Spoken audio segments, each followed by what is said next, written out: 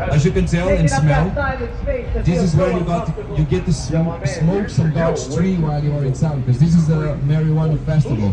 This is the Freedom Fest. So if you're in the mood for some THC later on, you know where to come in. Show yourself. I see you just don't see me. But you know what? It's probably because you lost your balance. It's okay. It's alright. You did what you did. It's fine. Both of you love, do me a favor. Make some noise. Oh, this is the Jamaican music coming in, eh? Now, we're gonna slow down very so we can. Now that we have slightly less noise, look to your left.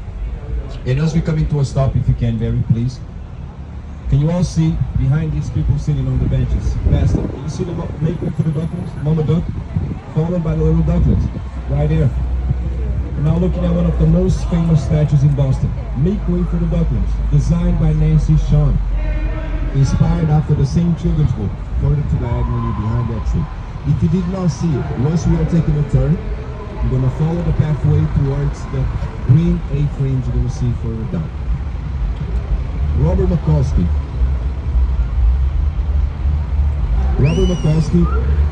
writes Make Way for the Ducklings. And now to your left is exactly the same site you would have 125 years ago. Remove the fountains, and in 1880 when we unveiled this park, you would have exactly the same site. The statue you see, George Washington riding Lucky Black. The statue is the second oldest in this park. It's designed by Robert Bowles, a native man from Boston, Charlestown. That statue has to be postponed during many years because we commissioned it in 1860. A couple of years later, we walk into the Civil War, and that transforms copper into an essential good. So only after we developed that statue. Coming up now on our right, if you ever heard of a hotel in the world where you would find a radio in every single room for the first time, 1927, we constructed this hotel with 13 rooms and an in-room radio for the first time in a hotel. This is also the hotel that starts the occupancy signal in the cable. Something that you might now recognize on your hotel doors as the non disturb sign. And as we are in St. James Street, quickly look up and you all see that beacon on top of that light brown tower ahead of us.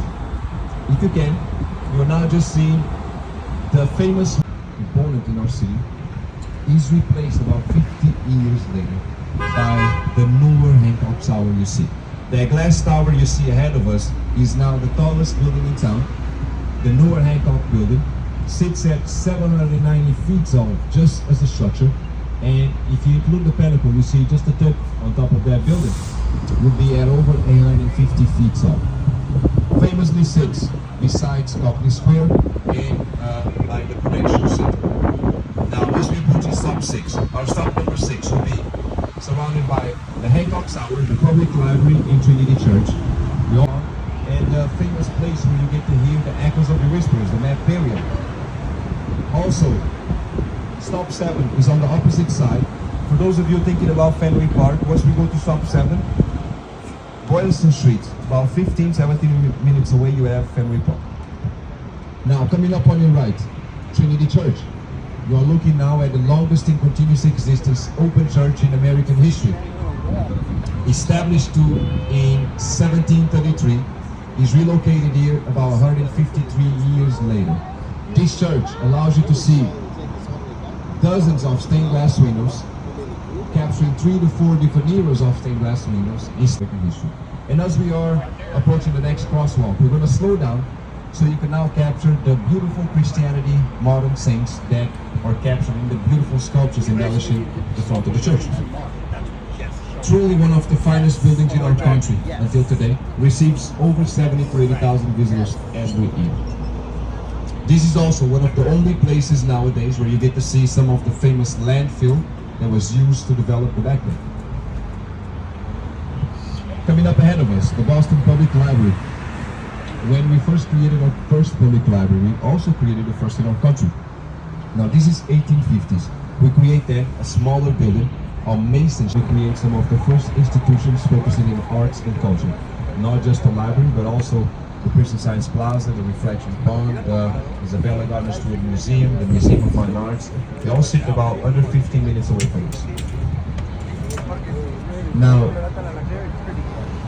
the church coming up on our right. constructed is known as the South Church. When we constructed it is also immediately after we had finalized developing this neighborhood with landfill. That church would be the first Gothic architectural style church constructed in New England and Boston, also the largest.